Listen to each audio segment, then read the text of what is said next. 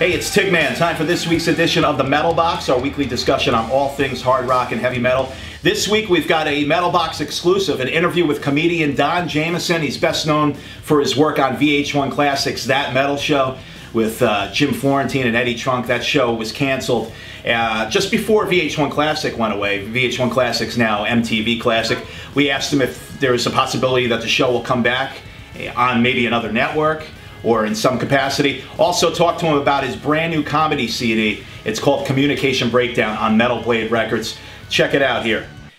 Hey, Tigman. Don Jamieson, how are you, man? I'm good. Yourself? Doing all right.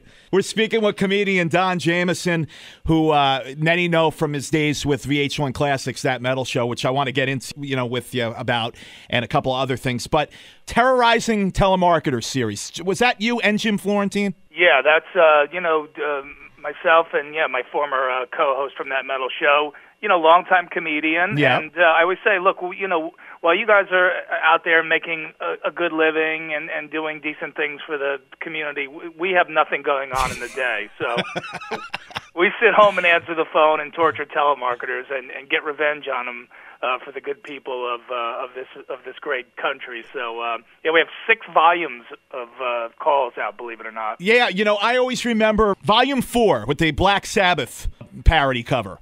Yeah, Volume 4 with Jim and I, as Ozzy on both sides of the album, holding up a telephone. So that CD, it became like a cult classic around the radio station back in the day. One of the old morning shows had that sitting there forever in the studio, and they would play tracks off of it all the time. So that was probably one of my first introductions to stuff that you did and that Jim Florentine did. Of course, you also did stuff with Crank Yankers, correct?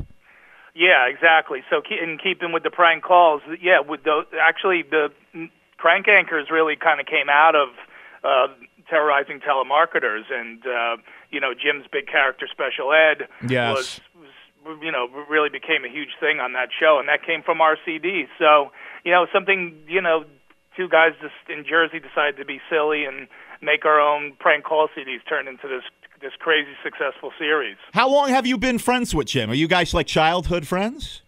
No, but we're definitely what they say, the brother from another mother. Mm-hmm. We both grew up in Jersey. We both had mullets around the same time.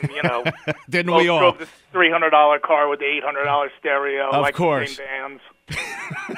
Oh, congratulations, Don, by the way. One of the top 10 metalhead comedians by Revolver magazine. That article came out last month. That's quite an honor. Well, for me it is, because that's the world that I live in. I pride myself on being a comic who can perform pretty much for any audience, but obviously I do love the rock crowd, and to be up on that list with they have Dice on that list, and Jim Brewer's on the list, and so I'm definitely in great company there. Now, you came in at number 3 as your old partner on That Metal Show, Jim Florentine, came in at number 2. Did he razz you a bit about coming in at a better slot on that list than you did?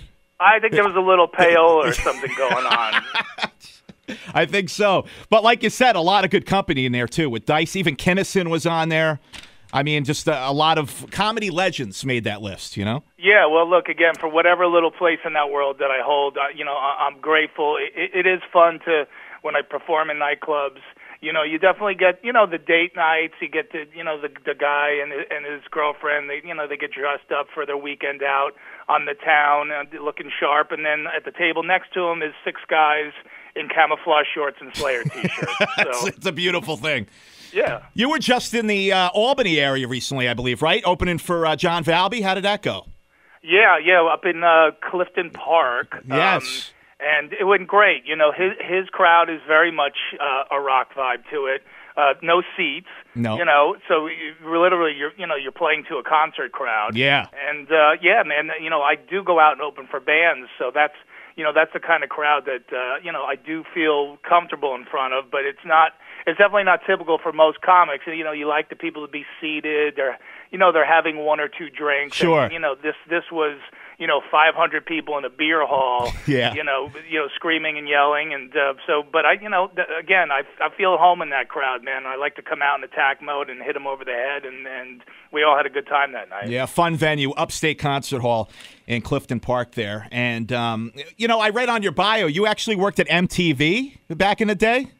Yeah. Well, when I was a young metalhead with hair down to my waist, there really wasn't a lot of options on where to go to work. Because I always said, look, I'm not going to cut my hair, I'm not going to wear a suit. So how many places could I work when I got out of college? And MTV was the place, man. And that was when MTV meant music television. Yeah. Obviously, years later, they haven't probably played music on MTV in about 20 years. But back then it was cool, man. We used to hang. All the original VJs were, I'm dating myself, but, those were the days where, you'd hang out in the office and, Adam Curry would give me hair feathering tips and downtown Julie Brown would be walking around. And it was, just a small, fun, creative type family. And that's where I really started to really discover comedians as well, because we started having stand-up comedy shows on MTV, and I was like, wow, man, these people are so talented, just using their words to make people laugh, and that's where the seed got planted for me.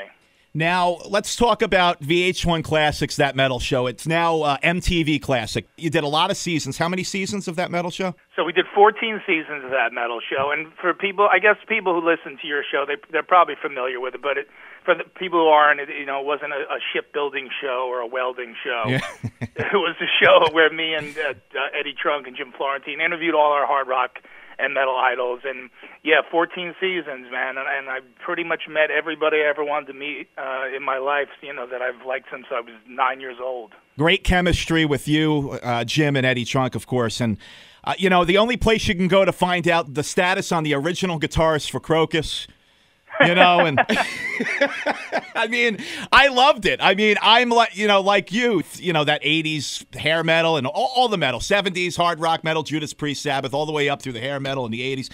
I mean, so, finding out what these guys are up to and giving them a platform where you're really not going to hear much about them was a really good thing. And it was the highest rated show on the network, correct? Yeah, well, but that's also, like being the smartest one on Here Comes Honey Boo Boo. It sounds nice, but it doesn't really mean much. But yeah, you're right, man. It's, the comedian Artie Lang said when he came on the show, he's like, what I love about this show? It's like you guys treat like Don Dokken like Jared Leto on The Tonight Show, Exactly, so true. And that's what it was about, yeah. Those people are our heroes, and we always treated them, with respect, and obviously as we got to know them, we'd break stones with each other, and, it just gave a cool hang vibe to the show. Well, everybody's always asking about that metal show. Is there a chance of it coming back? Has there been talk? I mean, why wouldn't MTV Classic want to have that on the network, or maybe a Spike TV or something? Has there been other talk of bringing it back? Well, yeah, we are bringing it back in the year 2050. Oh, okay. When we're when not, we're all when in our none 80s, of us, and we're going to call it That Metal Hip. 2050. Yeah, right. the Game of Thrones has the White Walkers. We'll be 3 white guys with walkers. Yes, exactly. So that's a no then. Doesn't look like it's happening. Well, look, dude, in the hard rock and metal world, bands break up and they always end up coming back. People get kicked down in the business, but they always bounce back up. So, no, never say die, like Black Sabbath said, and we're going to keep on looking for a new home. You got a brand new CD out, comedy CD. It's called Communication Breakdown. It's on Metal Blade Records. It's a live CD. Tell us about that. Yeah, this is my third CD for Metal Blade Records, which is, a great label to be on as a comedian, because one of the things, obviously, you don't want is anybody censoring your material, especially in this day and age where everyone's so sensitive. You want to be able to sort of say what you want to say and do what you want to do. And, with a label like Metal Blade that has bands like Cannibal Corpse and 6 Feet Under, pretty sure they're not going to ask me to tone down my material. No, of course not. They've been good to you, though, huh? Good with the promotion and... Oh, yeah. All that stuff. Again, it's cool, man. I do kind of have 2 different audiences, the comedy audience, has been digging the album so far, and, of course, the rock audience has been loving it as well. So, I'm uniting worlds through my comedy. It's a beautiful thing. I love the Kiefer Sutherland track that you have on there, that you made available for people to listen to, Kiefer. Yeah, no one could say I don't suffer for my art. After, I don't want to give away the whole story about meeting the actor Kiefer Sutherland, but let's just say, he enjoys, I think people know he enjoys a few adult beverages now and again. Yes. And after an evening of a lot of scotch and 6 Miller Lights, yada, yada, yada, Jack Bauer gave me a hickey. Oh, man. Great story. It was awesome. I love that track. I have to listen to the whole CD, but definitely enjoyed that. That's on the new CD, Communication Breakdown, the new comedy CD from Don Jamieson. Don, a couple of quick questions here from fans. I got a couple of fan questions here. Guy by the name of Justin wants to know another show that they'd like to see brought back. Will Crank Yankers ever make a return? That's a good question too. That's another one where, doubtful, but comedy goes in cycles, and you never know when the world's going to be ready for puppets making prank calls again. So that was originally on Comedy Central, right? And then it didn't end up on MTV 2 years later. Yeah, That's exactly. So it kind of did come back for a while. Whether it has a third life, I have no idea. Okay, and the other question is, always like this question, Matthew Michael Mann wants to know your top 3 Desert Island albums. Well, Matthew, obviously one of them has to be the first album I ever bought, which was Kiss Destroyer. Nice.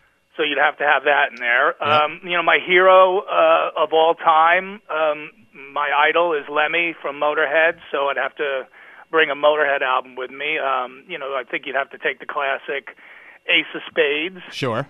And then, because I've always, my whole life has been rock and comedy, so I'd have to bring a comedy album as well with me, and I'd probably bring Communication Breakdown? Listen, the last person I want to hear is me. Yeah. I want to hear a real comic, so I would take George Carlin. Yes, awesome. Occupation Fool, which is probably the first comedy album I ever heard. So, yeah, I'd need definitely something to keep me laughing, when I'm just basically talking to coconuts all day. There you go. Well, very cool. Don Jamieson's new CD is out, Communication Breakdown. Pick it up. And I've seen you do the comedy routine before. I love your stand-up. And I got to hang with you at the Chance in Poughkeepsie recently at that benefit, which was a lot of fun.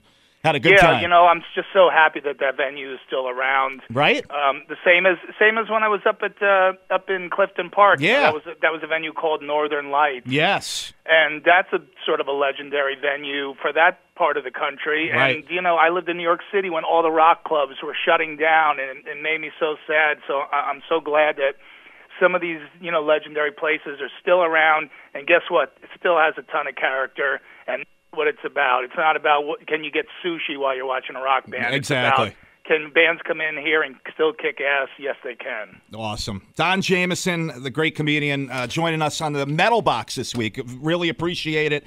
And go check him out, donjamieson.com. And I know you're on all the social media platforms too, right? Twitter, Facebook. I'm on everything. Pinterest, LinkedIn, whatever you want. Awesome. Well, best of luck with the new CD, and thanks for taking some time out to chat with us today, man. Thanks, Tig, man. Awesome, man. Talk to you soon. Hey, thanks again, dude. And that'll do it for this week's edition of the Metal Box. Thanks for tuning in. The rock and roll limo has arrived. We'll see you next week.